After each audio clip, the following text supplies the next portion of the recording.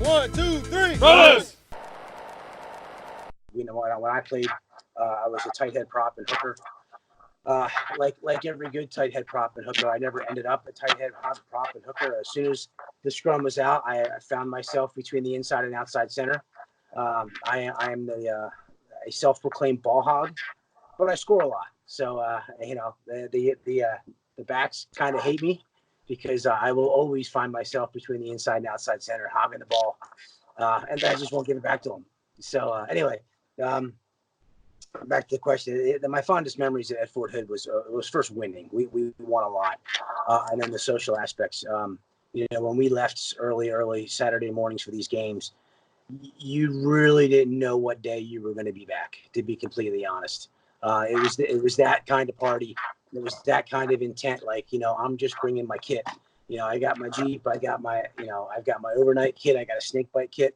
I know where the local hospitals are, and I got a tent and a sleeping bag. That was that was honestly, and that's without embellishment. That was the mentality of Fort Hood rugby when I was there as a younger player. And then when we got back, and it was a home game, God Almighty. If it was a home game, it was a club called Sandy's. They closed down years ago, but that was our home club, and 90% of it was just ruggers, and it was off the chain. So really, it's as with any good rugby club. It's the social aspect of that team. And then, of course, Mill Nats. We crushed Mill Nats, and we would just go in force. We'd go down to wherever Mill Nats was being played, and we would just destroy it.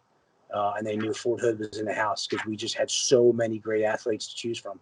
When we played, we were a forward pack-driven team.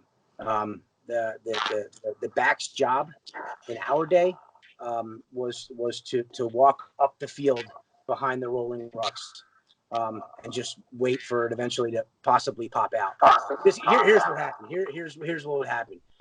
You little asses out in the wing, we do all the work and we finally kick it out to you guys, and then you'd score, and then you'd run around like you're some hot shit that just happened to be quick, and then talk about how good you are because you scored. No, you backs don't get the ball.